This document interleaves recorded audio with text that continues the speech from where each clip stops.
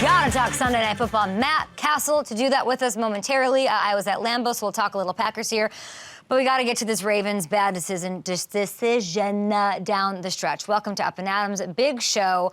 It results in another blown late game loss. This is the second time this year. This Ravens squad that I think should contend, that I think might take it away from my Bengals, they've blown a 17-point second-half lead twice. In the Dolphins game, it happened as well. Listen, the secondary was rough. In the second half, they had a hard time stopping Josh Allen when he took off with the ball, and the Ravens offense had some issues as well, of course. But the late game decision is bonkers. It kept me up all night. Fourth and goal from the 3. It's a tie game.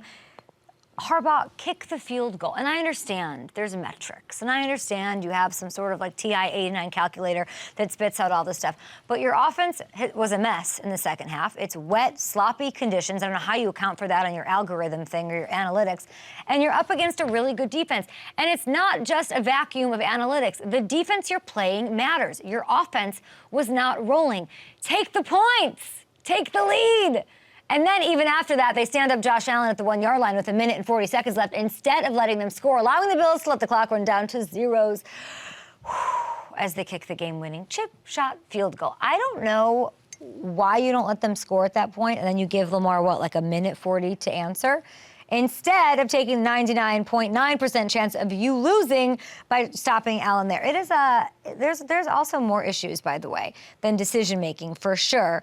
And I think for Ravens fans, I see you, I love you, thank you for watching, send me your tweets. And it's got to be a tough one knowing that you have now blown 2 17-point leads, and you're that away from being 4-0 and owning the AFC had those things not happened. That was crazy. Packers game experience was incredible, always. Beautiful day. Pro tip is to go early October to Lambeau. It's perfect. And I was on a date, and this man who I was with, my man, we were there watching the Packers, who he grew up knowing and loving, and we sat on the visitor side, and I thought that was very weird, and I saw the tickets. I was like, that's really strange. This is the only thing that was available. It's because, Brian, the sun... How considerate is that? I'm always freezing. The sun goes, stays up, even for late afternoon games. I was in the beautiful Lambeau, Wisconsin, Midwestern sun the entire game until late into the fourth quarter. And it went into overtime, and I would not have stayed had I been on the home side. So pro tip to all you men taking dates or wanting to keep your families warm over at Lambeau, visiting bench behind it is the place to sit. Okay, so the crowd was a little quiet, very weird. Very weird to have LaFleur have to keep raising his hands to get people up on defense and quiet during... I was like, well, is this not Lambeau Field? Is this not the most storied franchise in all of NFL history? But it was very Lambeau. It was very, very sweet to be on the sideline, and all the coaches come see their beautiful families, and it was relatively calm. So yeah, my whole take here was what I'm saying is run the ball. I'm calling the fact that we should just run the ball with Aaron Jones, and we didn't nearly enough. And I was kind of crabby during the game, and then, of course, Aaron Rodgers wasn't great the whole first half. And then I realized as I was on my trip home, they are finding a way. And it wasn't pretty, and I'll ask Castle about this in a minute. And it really hasn't been very pretty all season long, but they are 3-1. Rodgers said after the game, take a listen to this. Do we have the sound? I hope so. That winning this way is not sustainable. The way of winning, I don't think is sustainable because it's just pushed too much pressure on our defense. And obviously I got to play better and will play better. I can do an hour on his hair. I could do an actual hour on this man's haircut. But here's what I think. Do you want to know what I think is unsustainable, Aaron Rodgers? Depending on you to throw 40 touchdowns and 4 interceptions and being brilliant and mistake-free every single game. They've put everything on him year in, year out, and it has not resulted in any rings. That's, in fact, unsustainable. The last ring they got was 2010. What did they have then? A top 5 defense, by the way. Exactly what they have now, and a dependable run game. So the passing game does have things they need to figure out. We saw some of those flashes. Those young weapons are exciting. They'll grow. They'll get more comfortable. You got Dobbs. You got Watson. Watson, by the way, huge.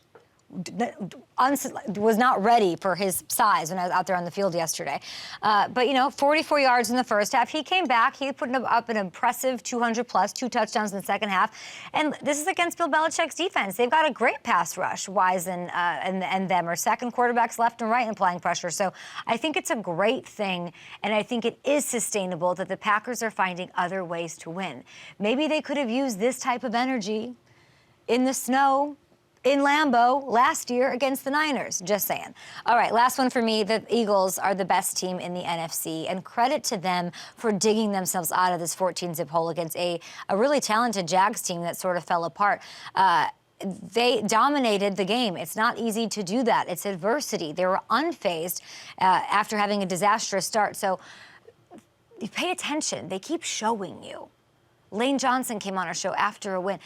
Believe them with what they're showing you. The way that they're built, that's the takeaway. It's going to be so tough. They're such a tough out once the weather becomes more of a factor. Think January.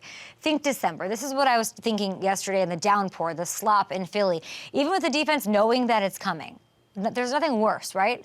The defense knows what you're going to do, and the Eagles ran it down your throat 50 times, 210 yards, and 4 touchdowns. That's because, of course, because of Jalen and how he can run. And I'm looking at these highlights.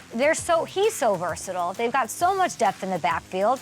The dominance of the O-line. This team was built to win games down the stretch in the playoffs and to keep teams out of the playoffs and to ruin their plans. So NFC, I'm telling you, listen, pay attention, and believe them. And don't let them get the 1 seed. Do not. Bucks, Rams, you do not want those guys in Philly. You do not want to play their brand of football. All right, we got to get to Sunday night action. So that's where we bring in our guest.